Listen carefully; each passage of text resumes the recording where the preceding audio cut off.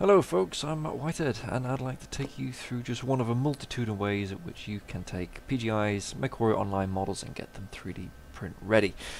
First off, please only 3D print someone else's intellectual property for your own uses. Big companies tend to get a bit of a grump on when you effectively steal from them, so you have been warned. For the purposes of this video, I'm going to assume you followed Jeff, aka Heffy's forum post on the MWO forums, talking about extracting, converting and importing MWO mech models into Blender. Tools he's created himself through a labour of love, and he's a very helpful chap if you start running into difficulty. Indeed, I've made use of his help on more than a few occasions. As you can see, there's 107 odd pages there, all of useful tips and tricks. So on with the show. So I want to prepare a New Zealand model for a series of mechs I intend to print for the tabletop for gaming, as I'm one of those geeky gamers. So I've imported this ahead of time for you guys, and this is what it looks like using Jeff's tools. I don't particularly like looking at this texture, this white texture, so I always look at the model in the solid view, which is kind of how the model's going to come out the printer when you get it printed. So this is actually not a bad representation of what you're going to look at. This first layer has all the main parts of the mech, the legs, the torso, the arms. It's the second layer that has all of the weapon systems that MWO use for making the particular variants. If we just expand out this item hierarchy, everything we want to look at is under the armature hierarchy, and you can see there's tons of things. There's light PPCs, different missiles, autocannons, the autocannon shotguns, lasers, Gauss rifles, snub-nosed PPCs, the works. Whilst we're in this view, I want to talk you through just a couple of the things you need to consider when it comes to choosing which items you want for your particular model ready for printing. So I'm just going to go ahead and hide these, see if I can find them again, and show you these damaged parts. Now they look pretty cool in the game, but actually they can be a bit of a nightmare for the 3D printer to resolve. There's a lot of thin shells to a part, there's possibly loose shells in there. That will either come loose, that'll either be loose in the bag when you receive the model, or they just won't be printed at all. As well, the company I use, Shapeways, will indicate indicate most of this part as an issue to deal with, and it'll either rectify it itself and it'll make it look ugly, or they'll ask you to do it. So to save yourself time, effort, I just delete anything that says the word damaged. Notice that I use the delete hierarchy option. If I were to load up a light Gauss rifle, whatever that is, a light machine gun, all these extra elements underneath it, if I were just to simply delete those extra elements, find their way down to the bottom, and some of these parts have multiple parts to the hierarchy. So this UAC, you see you've got this mount. In fact, if I were to choose the UAC from the arm that we've just hidden, say the UAC 5, and all this extra mount, if I were just to simply delete that, that is now at the bottom, and I've got to delete that separately. So to save yourself time and effort, even though that still hasn't deleted, don't know why, just get rid of that. Save yourself time and effort if you always use the delete hierarchy function. That deletes everything and you're sorted. Whilst we're here, some cool looking weapons. This is just a problem I seem to have. I don't know if others have it, but I work through it and I'm okay with it. Is that some of these parts and elements are at odd angles and don't all fit up together. That's easily rectified by simply rotating the part around this Z axis. A little bit of tweaking here and there and it's done. But anyway, rotary autocannons and other weapons that are particularly thin even though they look cool, this will give the printer quite a bit of a hard time. You can see there's not a lot of space between these individual bits to this part. So unless you're printing it really, really big, then you should have a problem. But this mech in total will probably be about 3.5 centimeters high, if that. So when scaled up, it's still going to cause an issue for the printer, so I just delete anything like that. So to save you all from watching me go through all of these different parts and picking out which ones I want for my particular model, I prepared it earlier, time in advance. So you can see we've got on the left arm an autocannon 10, on the right arm a couple of lasers, and then an LRM-10 rack with a couple of lasers for the torsos. And I've already posed this mech. I've had to tweak it a little bit. The first version of this video, a bit of a dry run through, threw up some issues that I'll talk through. But first off, let's look at this AC-10. Now this AC-10 here in the left forearm comes in two parts. You've got the main barrel, if I can just highlight the bloody thing, the main barrel, and then you've got what I know as the muzzle, which I'm just going to show there. This muzzle was a very loose fit. Now you can see there's a bit of a gap between the barrel and the muzzle, so what I've done just to help the 3D printer, to save me time and ultimately money, I've scaled the part ever so slightly, just so it's a nice snug fit inside of there. Indeed, if you look closely, hopefully you should see both parts sort of almost becoming one. Just expand that just a little bit more just to show you. See, there we go. As well, feel free to move things around, and indeed this particular laser was all the way out here-ish, but I've just snuck that back in just to make it look a little better for me. Emphasizing the problems 3D printers have with holes in a particular part. If I just hide, excuse me, this laser from this left torso, I always save anything with the word blank in it, even though you probably don't need to, even though you don't need to. If I were to view this laser and then just throw it back a bit, you can see that it's again a snug fit. Actually it works okay, and in the recesses where it was originally, this was much further back.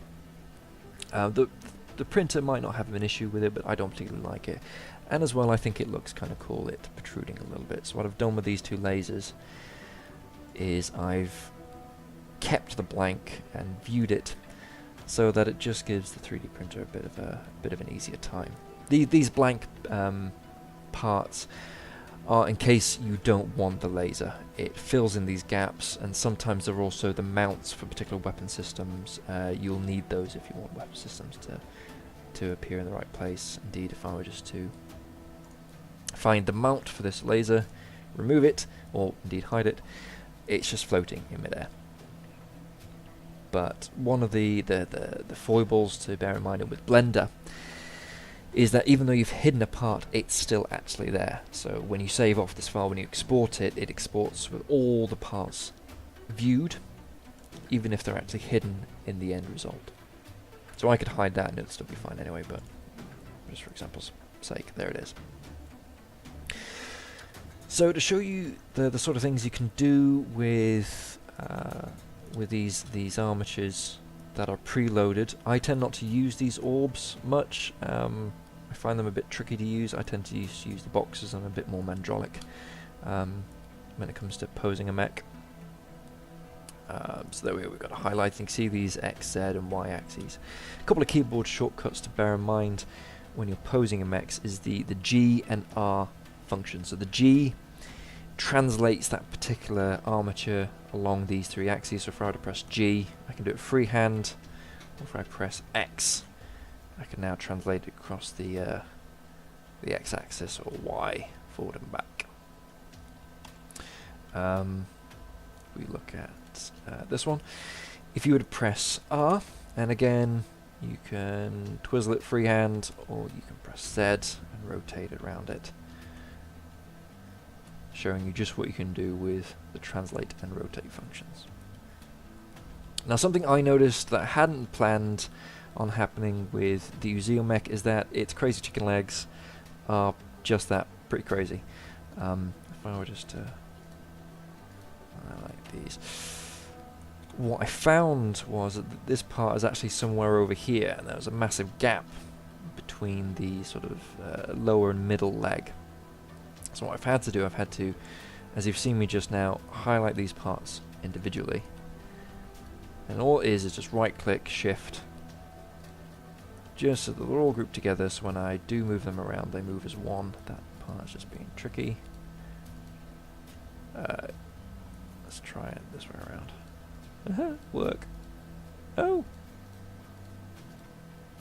Okay, well, I'm just going to ignore that, and just for example's sake.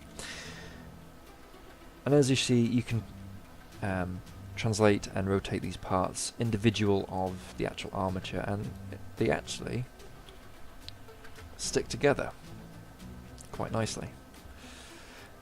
It's something you're going to have to bear in mind when you're 3D printing parts, is that they're not all going to work just fine, and sometimes actually you might need it to be like this in order for two particular parts of a mech to be properly joined. You could spend ages tweaking these legs of the Uziel so that they're just right, and in the end they may not print properly. At least with this though, there's a decent chance that it'll print. It might not look amazing on the tabletop, but bearing in mind this is going to be 3.5 centimeters tall, how much you're actually going to be able to see in terms of detail. What you're actually going to look at is the overall effect of this model staring down at your poor light mech getting AC-10'd and lasered in the face. There we are. So once you're happy with the way it looks, bearing in mind you can also rotate the torso, just as an example there again. Yes, he's very happy. When you're happy with the way it looks, it's quite simple. All you have to do is export to in wavefront.object. I tend to call mine prescale because when you load in your model into Blender, it's actually quite a small model. If you were to just 3D print it straight from this particular export, it'll probably be only a couple of centimeters high. You could scale this up in Blender. I don't quite know how. I prefer using another program where it gives me absolute measurements. So now we've exported this as a prescale, I'm going to load up a program called NetFab. It's free. There's a bit of a time delay when it comes to opening it up, but quite simply all you do is load in your prescale.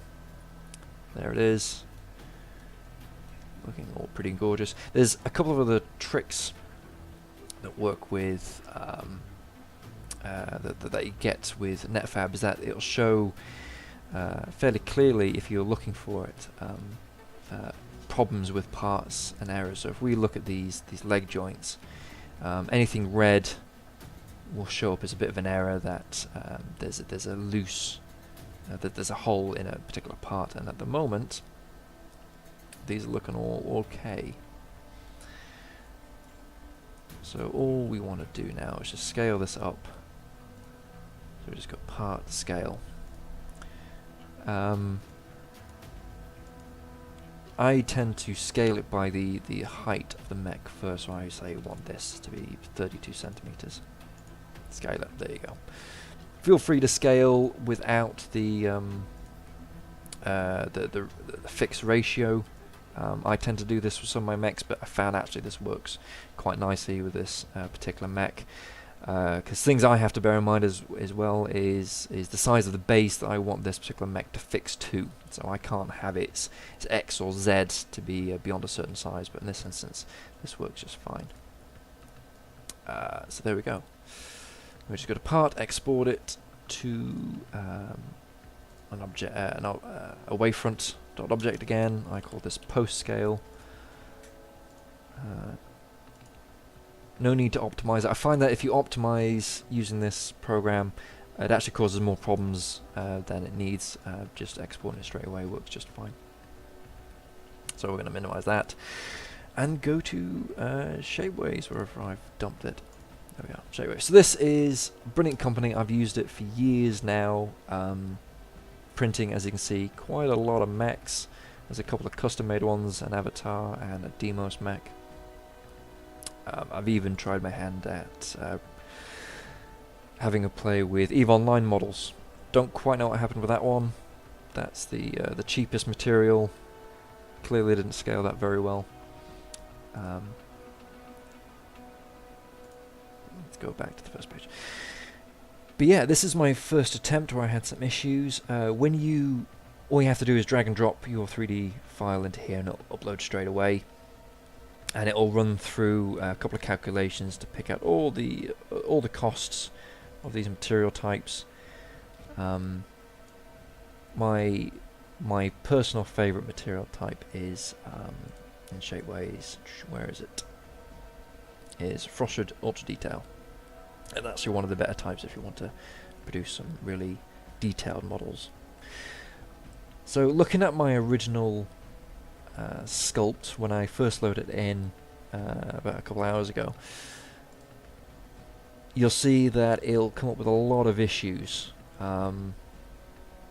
These show you that you can print it. There will probably be some errors, but you can print it regardless. These show you that the program just simply won't print for you. So, personal favorite, frosted ultra detail. Let's look at the issues of my first mech. Okay, so we've got a bounding. So these are all the things that a 3D printer has to take into account. Bounding box is talking about the size of all the parts that make up this particular model, and that'll probably take some time to generate. What's likely going on here is that a couple of the legs haven't quite joined up correctly, or there's something else that I haven't noticed that isn't joining up. In fact, we can see here that it's these bits on the torso. Get rid of those quite easily. In fact, I don't really even need them. So I'm probably going to have that issue with the part I've just made. But let's go through the rest of them. Wall thickness. So this tells you, depending on the material that you're using, what it's willing to accept in terms of thickness, and you can see here a heat map generated by Shapeways where all the issues are. And all you have to do is untick this, and it'll come up with this little function where you can see all the problem areas.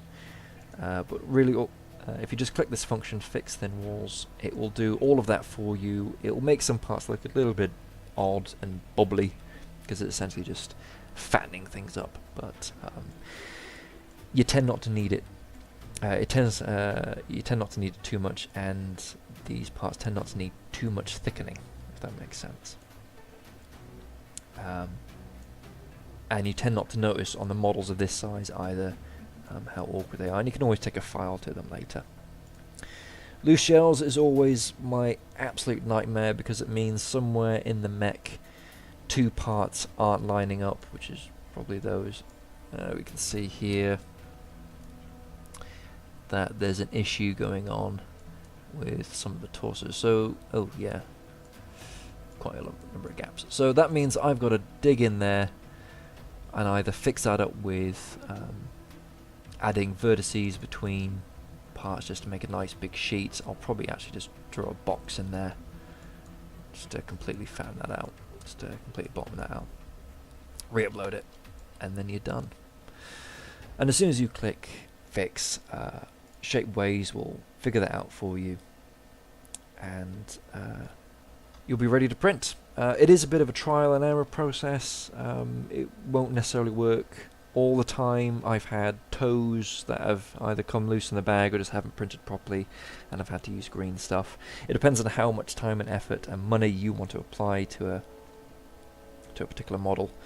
There was one issue here with Zeus, that for some reason that leg just wouldn't print, so I've had to remake it, scale it ever so slightly differently, and print it separately, and now that works quite well.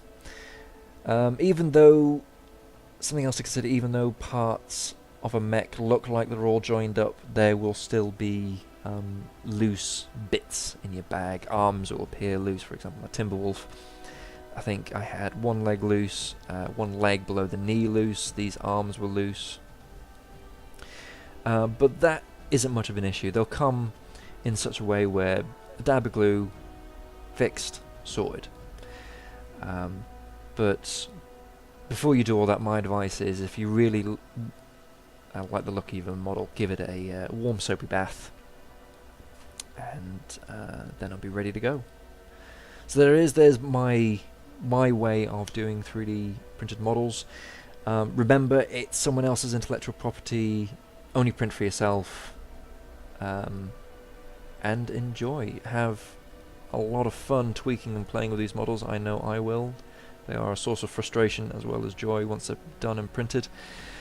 And if you'd like to know anything more, please feel free to give me a bell. I'll probably do a video, if people are interested, later on, showing you how I made an avatar in a Demos mech. But other than that, have fun and happy printing.